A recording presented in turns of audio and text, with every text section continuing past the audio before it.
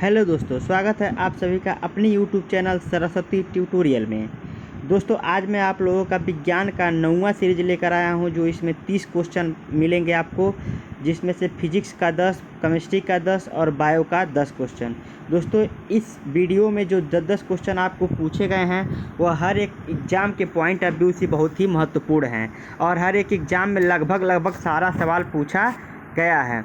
तो आप लोग इस वीडियो को अंत तक ज़रूर देखिएगा। अगर चैनल पर नए हों तो चैनल को ज़रूर सब्सक्राइब कीजिएगा। मैं आप लोगों के लिए एक नया सीरीज लाता रहूँगा। ठीक है, बढ़ते हैं अपने क्वेश्चन की ओर। जो पहला क्वेश्चन क्या है, वस्तु को गर्म करने पर उसके अणु की चाल बढ़ जाएगी कि ऊर्जा कम हो जाएगी, का भार बढ़ जाएगा, का भार घट जाएगा।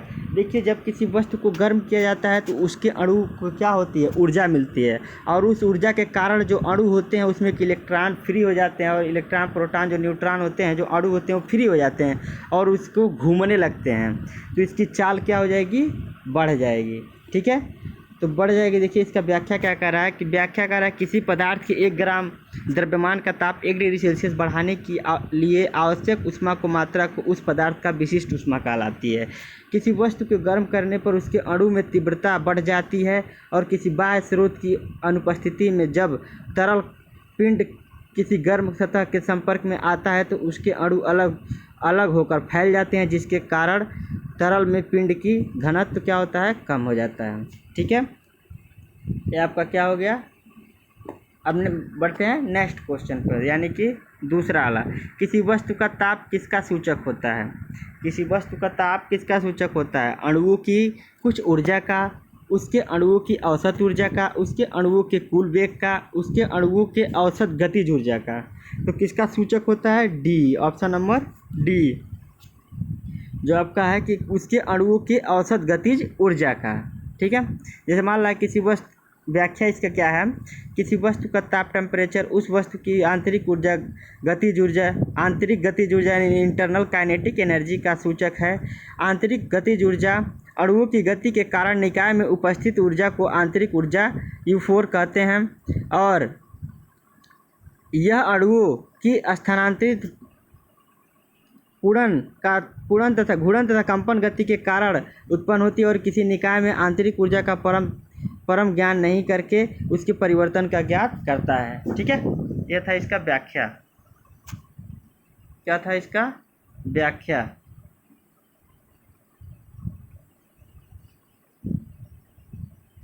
बढ़ते हैं नेक्स्ट क्वेश्चन की ओर। नेक्स्ट क्वेश्चन क्या कह रहा है कि उस वस्तु का ताप सूचित करता है कि संपर्क करने पर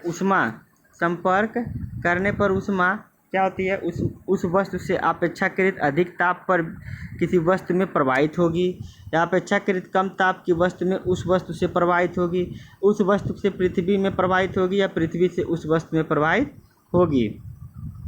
इसमें जो क्या कहता है, जब कोई वस्तु होती है गर्म होता है, तो गर्म चीज़ जो होती है, हम लोग जब हाथ लगाते हैं तो हमारा हाथ उससे ठंडा होता है, तो वह अपना एनर्जी हमारे हाथ को देने लगता है, और वह एनर्जी तब तक देता है जब तक उस वस्तु की ताप और हमारे शरीर का टेम्परेचर दोनों समान ना हो जाए। तब तक वो एनर्जी क्या होती है, अधिक से कम की ओर प्रवाहित होने लगती है। तो क्या हो जाएगा, ऑप्शन नंबर इसका बी हो जाएगा। अपेक्षाकृत कम ताप की वस्तु में उस वस्तु से प्रवाहित होगी।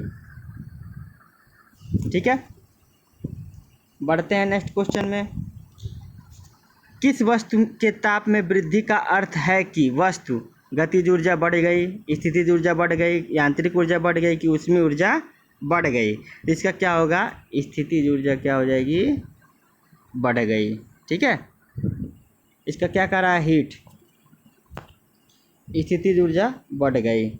इसका हो रहा है कि ऊष्मा या उसमें ऊर्जा का एक रूप होता है जो ताप के कारण होता है, और ऊर्जा के अन्य रूपों की तरह ऊष्मा का भी प्रवाह होता है कि किसी वस्तु के गर्म या ठंडे होने के कारण उसमें जो ऊर्जा होती है उसे उसकी ऊष्मीय ऊर्जा कहते हैं।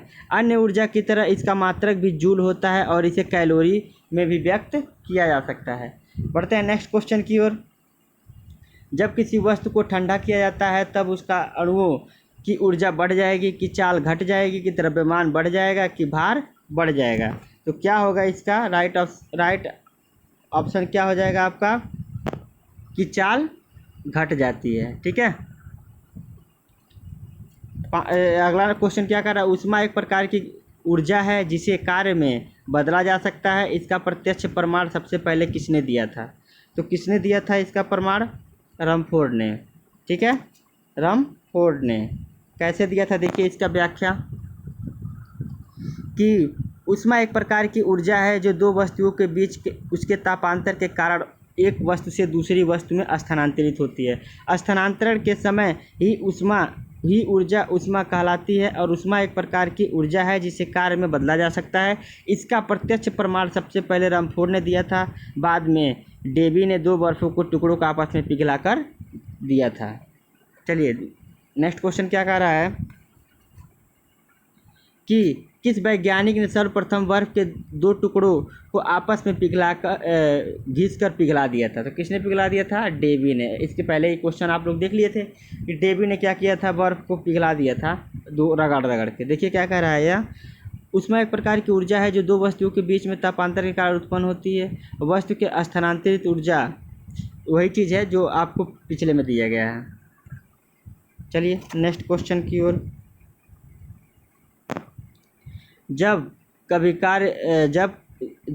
कार्य ऊष्मा में बदलता है या ऊष्मा कार्य में बदलती है तो किए गए कार्य व उत्पन्न ऊष्मा का अनुपात एक स्थिरांक होता है जिसे ऊष्मा का यांत्रिक तुल्यांक कहते हैं। तो क्या कहते हैं, 4186 जूल प्रति किलो कैलोरी, 4.186 जूल कैलोरी, 4.186 10⁻⁶ उपरोक्त में से सभी। यानी जो दिया है सभी ये होगा। इसे देख लीजिए कि सन 1850 में अंग्रेजी भौतिक शास्त्री ने जेम्स प्रेकास्ट ने जूल ने एक प्रसिद्ध प्रयोग किया जिसमें पहली बार ऊष्मा के यांत्रिक तुल्यांक का मान प्राप्त हुआ। जूल द्वारा प्राप्त मान 4.18 जूल प्रति कैलोरी था, जो उस समय के लिए अति परिशुद्ध माना जा सकता था।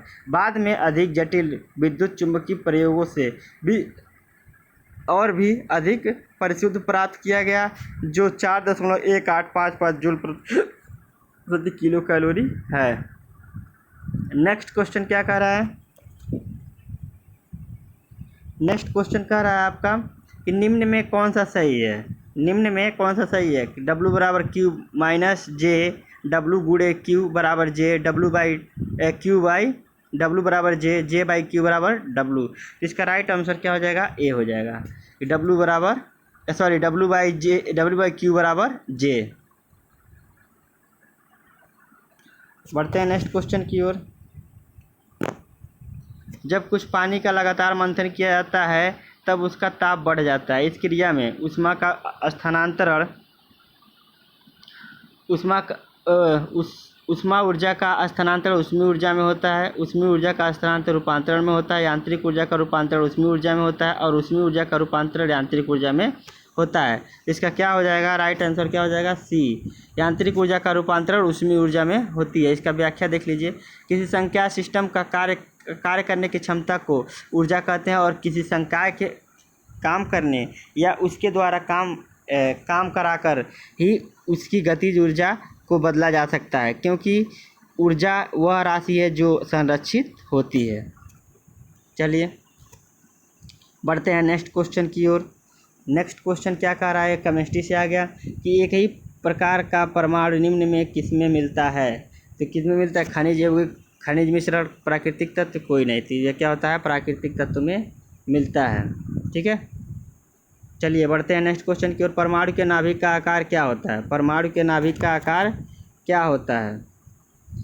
तो परमाणु के नाभिक का आकार होता है 10⁻⁻15 मीटर के बराबर होता है। ठीक है, देखिए क्या कर रहा है कि नाभिक में प्रोटॉनों के वितरण से नाभिक का औसत व्यास निर्धारण होता है, जो कि 1⁻⁻10 और 10⁻⁻15 मीटर सीमा से होता है और नाभिक का व्यास परमाणु के व्यास का 10⁻10 मीटर की अपेक्षा बहुत कम होता है। इसलिए परमाणु के भीतर नाभिक बहुत ही कम आयतन घेरता है। ठीक है, बढ़ते हैं नेक्स्ट क्वेश्चन की ओर। निम्न में से कौन एक अस्थायी कण है? इलेक्ट्रॉन, प्रोटॉन, न्यूट्रॉन, इनमें से सभी। तो क्या हो जाएगा? अस्थायी तत्व क्या है? न्यूट्रॉन है, अस्थायी तत्व नहीं है। ठीक है,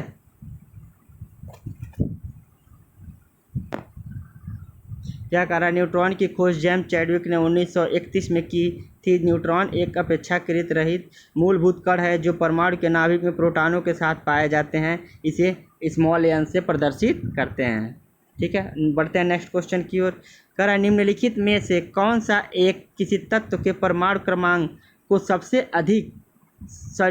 सही निर्धारित करता है? कौन करता है? प्रोटॉनों की संख्या, प्रोटॉनों और इलेक्ट्रॉनों की संख्या, आयतनों की संख्या, न्यूक्लियनों की संख्या। तो 4 नंबर का क्या हो जाएगा? ए जो हो जाएगा, ए राइट ऑप्शन हो जाएगा। इसका व्याख्या देखिए क्या कह रहा है कि रसायन विज्ञान व भौतिक विज्ञान में सभी तत्वों का अलग अलग परमाणु क्रमांक एटॉमिक नंबर है जो एक तत्व को दूसरे तत्व से अलग करता है और किसी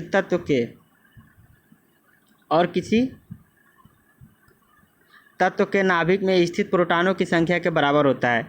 इसे जेड से प्रतीक से प्रदर्शित किया जाता है और किसी आवेश रहित परमाणु पर इलेक्ट्रॉनों की संख्या भी परमाणु क्रमांक के बराबर होती है और रासायनिक तत्वों को उनके बढ़ते हुए परमाणु क्रमांक के क्रम में विशेष रीति से सजाने से आवर्त सारणी का निर्माण होता है और जिससे अनेक रासायनिक एवं भौतिक गुण स्वयं स्पष्ट हो जाते हैं। ठीक है, बढ़ते हैं नेक्स्ट क्वेश्चन की ओर।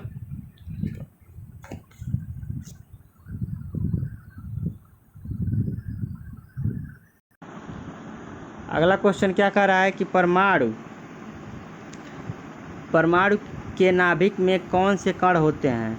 प्रोटॉन और न्यूट्रॉन, इलेक्ट्रॉन और अल्फा कण, प्रोटॉन और इलेक्ट्रॉन, इलेक्ट्रॉन और न्यूट्रॉन। तो कौन से होते हैं?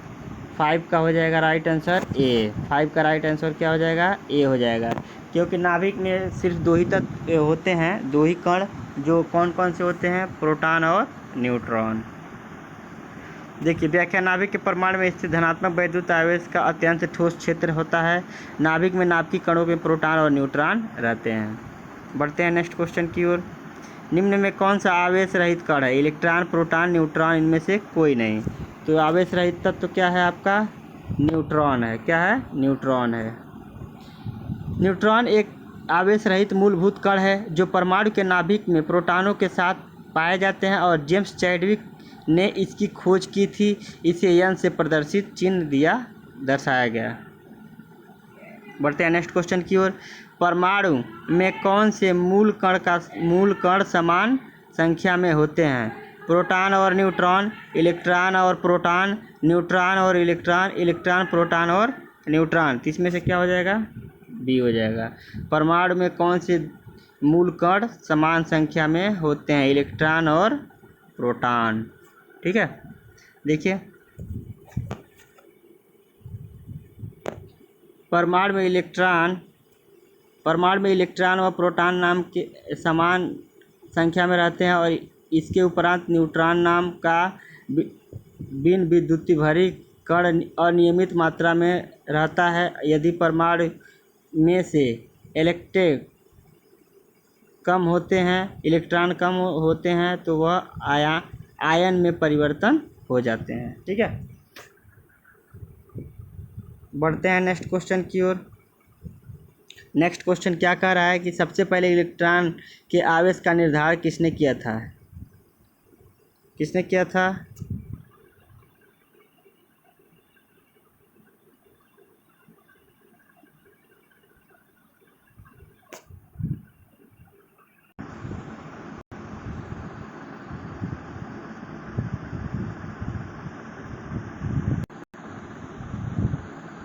सजावटी वृक्षों तथा झाड़ियों का संवर्धन संबंधित है एग्रीकल्चर से। ठीक है, देखिए इसका एग्रीकल्चर खेती प्रबंध की और व्यक्तित्व पेड़ों के झाड़ियों एवं 12मासी पौधों से किया जाता है। ठीक है, आज का अगला क्वेश्चन है पौधे की आंतरिक संरचना या अध्ययन कहलाता है? शारीरिकी कहलाता है। ठीक है, इसका इतनी है। अब देखिए अगला क्वेश्चन क्या कहलाता है? पादप विज्ञान की शाखा कवक शास्त्र किसका अध्ययन किया जाता है? फफूंद का किया जाता है। ठीक है, option number A, option number A. क्या करा? फफूंद या कवक एक प्रकार की जीव हैं जो अपना भोजन सड़े गले मृत या कार्बनिक पदार्थों से प्राप्त करते हैं। ये संसार के प्रारंभ से ही जगत में उपस्थित हैं और इनका सबसे बड़ा लाभ इनका संसार में अपमार्जक के रूप में कार्य करना और इसके द्वारा जगत में से कचरा हटा दिया जाता है। ठीक है, बढ़ते हैं नेक्स्ट क्वेश्चन की ओर। एग्रोफोरेस्ट्री है वनों के लिए वृक्ष लगाना, फसल काटने के बाद वन लगाना, कृषि के साथ साथ उस भूमि पर काष्टिक बारहमासी वृक्ष लगाना है, इनमें से कोई नहीं। इसका ऑप्शन क्या हो जाएगा? Option number C. ठीक है, क्या हो जाएगा? फसलों के साथ साथ पेड़ों की झाड़ियों और समुचित प्रकार से लगाकर दोनों के लाभ प्राप्त करने को कृषि वानिकी कहा जाता है और इससे कृषि और वानिकी की तकनीकी का मिश्रण करके विविधतापूर्वक लाभप्रद स्वस्थ एवं टिकाऊ भूमि उपयोग सुनिश्चित किया जाता है। ठीक है, यह था आपका अगला क्वेश्चन है, वृक्ष संवर्धन किसका अध्ययन है? वृक्षों के वनस्पति खेती का या पादप जीवन विज्ञान का, बागवानी का या फसल उगाने की कला का? तो किसका अध्ययन है? तो ये आपका ऑप्शन नंबर ए, वृक्षों एवं वनस्पति खेती का। ठीक है, अब एग्रीकल्चर प्रबंधन व्यक्ति की पेड़ों और झाड़ियों के बारहमासी जंगल का अध्ययन करता है। ठीक है, नेक्स्ट क्वेश्चन, जीव द्रव्य में पृथक्करण एवं संयोजन से संबंधित वनस्पति विज्ञान की शाखा कहलाती है? एग्रीकल्चर, हार्टिकल्चर, टिश्यू कल्चर या एक्वाकल्चर? इसका कौन सा कहलाता है? टिश्यू कल्चर कहलाता है। ठीक है, जैसे पौधों में टिश्यू कल्चर का एक ऐसा तकनीकी है जिसके किसी भी पादप उत्तक जैसे जड़, तना, पुष्पी आदि को निर्जामित परिस्थितियों में पोषक माध्यम पर उगाया जाता है। यह पूर्ण सशक्तता के सिद्धांत पर आधारित है और इस सिद्धांत के अनुसार पौधों की प्रत्येक कोशिका एक पूर्ण पौधों का निर्माण कराने में सक्षम होती है। ठीक है,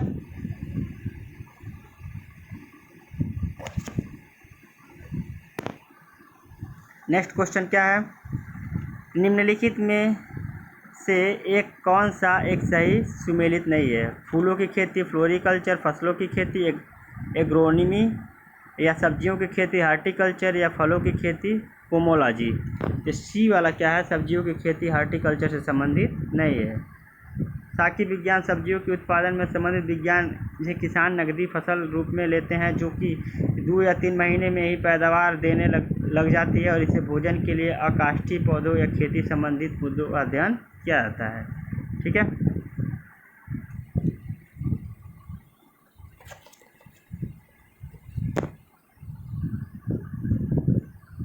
बढ़ते हैं नेक्स्ट क्वेश्चन की ओर कि जीव विज्ञान शब्द का प्रयोग सबसे पहले किसने किया था? किसने किया था? लैमार्क तथा डेविरेनियस ने। आधुनिक जीव विज्ञान के शब्द जिसकी शाखाएं बायोलॉजी जीव विज्ञान शब्द का प्रयोग लैमार्क और डेविरेनियस ने 1801 या 1801 ईस्वी में किया था। ठीक है, बढ़ते हैं नेक्स्ट क्वेश्चन की ओर। जंतु विज्ञान के लिए नाम से जाना जाता है डार्विन, लैमार्क, अरस्तू? तो क्या होगा? डार्विन। क्या जंतु विज्ञान डार्विन के लिए माना जाता है। जीव विज्ञान की शाखा जंतु विज्ञान की जनक ग्रीक दार्शनिक अरस्तू के। उन्होंने सबसे पहले पौधे और जंतुओं के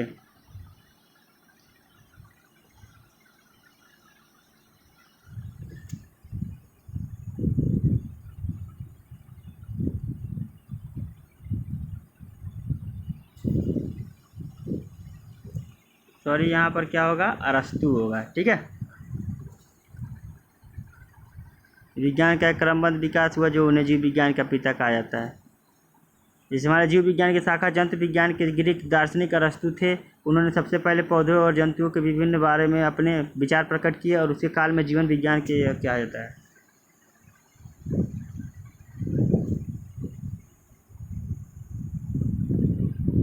ठीक है, यह था हमारा आज का क्वेश्चन।